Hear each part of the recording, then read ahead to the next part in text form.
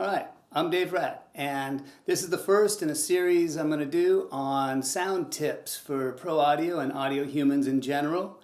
I've collected a bunch of notes over the years. Some I've shared in various ways, Twitter or responses to people asking me questions.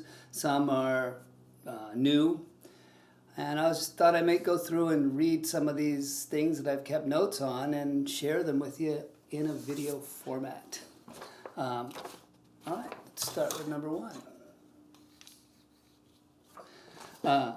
This is for analog. You got a pair of analog consoles and you're struggling as a front of house engineer to get your talkback mic on. You've probably experienced that, where every time you go to line check, the monitor engineer is muted the talkback mic. The tip is carry a female, male XLR Y adapter. Unplug the lead vocal from the back of your console and plug in the Y adapter and plug your talkback mic into that Y adapter as well. That way you are able to talk back down the lead vocal mic, which is almost always on in the monitor system. Monitor engineers, you'll probably not be too happy about this, but it is a way for us front of house engineers to communicate, and do that a few times and that talkback mic will find its way to be on when you need it, hopefully. Number two, if you are a front of house engineer, work out hand signals with your stage technicians, with your monitor engineer, with your drum tech, bass tech, guitar techs, such that you're able to line check without picking up the talkback mic. The reason would be, first of all, the talkback mic isn't always on, and we don't have to harass the monitor engineer with it. Secondly, it just makes things easier. You don't have to leave the acoustic space, talk into the mic, hey kick, hey snare, hey rack. You can just look at the monitor engine, let the drum tech per se, and I've mixed many huge venues in mixed position 100 to 200 feet away. The techs can see you. So you get a signal set together, something like kick drum, snare drum, hi-hat, racks, overheads, cowbell, bass, guitar, vocal, center, vocal that side, vocal that side. You can go through triangle, cowbell. Get the list down. You can pretty much get them worked out. I actually talk to the techs, work out a series of signals, and I'm able to go through sound check without ever speaking into the mic, hopefully. All right, number three. For EQing a sound system, set your analyzer mic near yourself or where your mix position ears are while you're tuning the system. So basically do your initial test with the analyzer mic near you. EQ the system, get it sounding correct, and then move the mic down to the audience level and readjust. But when you move it from your position down to the audience level, you'll see a differential there. Again, I will also run two analyzer mics, one by me and one by the audience, so that I can hear what I'm hearing, and then I can switch to the mic that's down at the audience level, and I can look at the visual difference on SMART or the analyzer, so that I can extrapolate those two, because what you hear at the mix position, especially if you're on a riser, is not usually the same as the audience level that you're looking for. And it helps extrapolate the correct sound. Number four.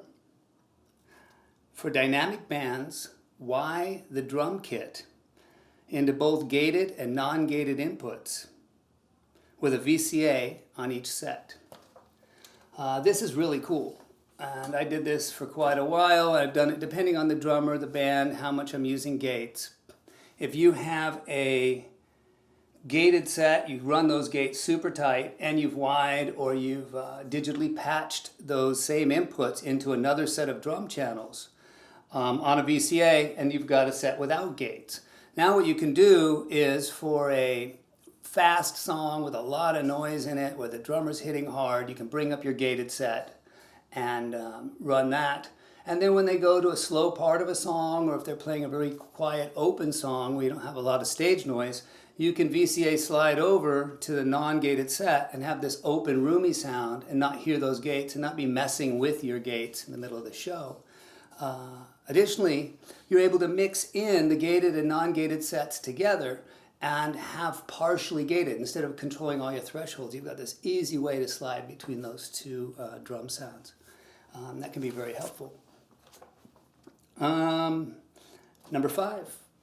These are in no particular order, by the way. They're just arbitrarily written as I thought of them. When mixing, listen, think, adjust. Don't fiddle.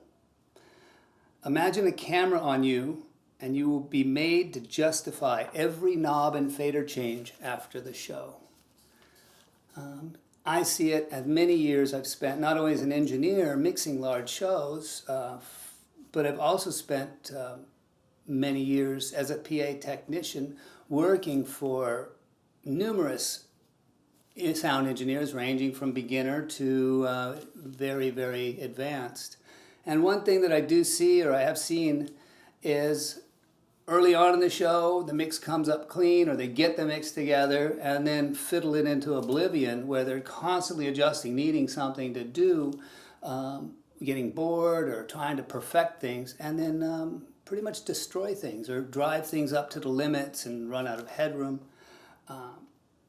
Every motion you make should have a reason behind it. You shouldn't just constantly mess with stuff. And now that you're thinking about that, you'll probably notice yourself or other people doing it where they're constantly over the board. The less you do, the better it is, as long as it sounds good. All right, what are we on? Number 6. This one's kind of cool. If you're playing a really, really echoey, reverberant venue where pretty much when you walk in, you know it's just going to sound like ass for the show, you can't win that battle. You've done everything you've done. You've got your system set up. It's not shooting but reflecting off the roof. You've got everything covering the right areas. Hopefully there's enough people coming in to dampen a bit. As a last resort, or as a kind of cool trick, in the house music that's played before your band, I'm going to back up a little bit. The goal is to have the best show you possibly can, and the environment is beyond your control, or within the environment that was within the parameters that are within your control. The support acts play, it's echoey. The echoey, you're the headliner or whatever you are, even if you're a support act. The in-between house music, sneak some reverb into there. Put a reverb effects in, come back in, and very, very slowly over the course of the set change, turn it up louder and louder and louder, such that no one notices this house music is getting more and more distant, echoey, until it sounds like shit. Then, when your band comes on, and you kill that reverb in the house music and you play, the differential between the house music and your band will give the impression that you've come up with an incredibly tight and clear mix. That illusion won't last long, but it's enough to get the audience locked in and establish that initial connection, which is one of the most important parts of the show. All right. Speaking about highly reverberant venues, when mixing in highly reverberant venues, use more compression on the peaks. You definitely don't want large differentials between the normal the average volume and the peak volume.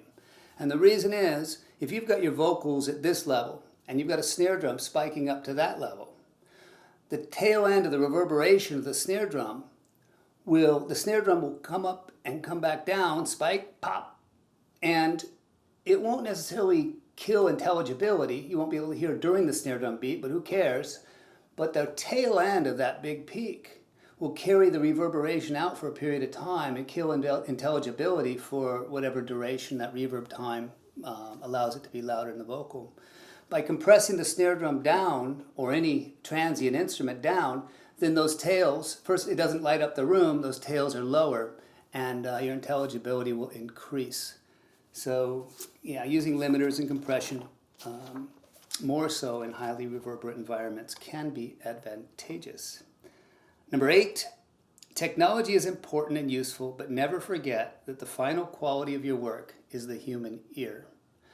And that has to do with not getting lost in technology. Don't get so lost in reverbs in analyzers and transient transfer functions and phase graphs. It's your ear, not only your ear, the audience's ear. The technology doesn't need to look perfect. It just needs to sound good. So don't lose track of that. Number 9, if you're ever thinking a rock show is too loud, try going to a top-fueled drag race or an air show and be humbled. Yes, even with our biggest, most powerful sound systems we deploy, we are just small peanuts in the big scheme of loud. I'm not making a judgment call one way or the other. I'm just saying that those things are really loud. And number 10, why mix from a riser? Oh yeah, so you can hear what the audience doesn't hear. I mix from the ground or 1 foot maximum height whenever possible. Being on an ego platform may make you feel important, or it may actually let you hear things that you might not hear on the ground. But if you can't hear them on the ground at the audience level, what good is it?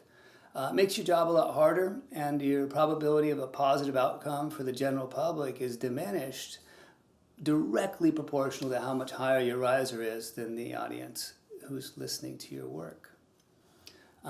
Get down low, get a foot riser, mix from the ground, and then have a 1 foot or 2 foot high box. Stand on top of that box when you need to hear something more clearly, and then get back down to audience level. Also, that's beneficial for the promoter because you're blocking less sight lines, you get all your gear down low. It's beneficial for the audience members who are behind you, more people get to experience a show, and you're less distracting from our true purpose, which is to connect the artist with the audience, not necessarily for us to be seen.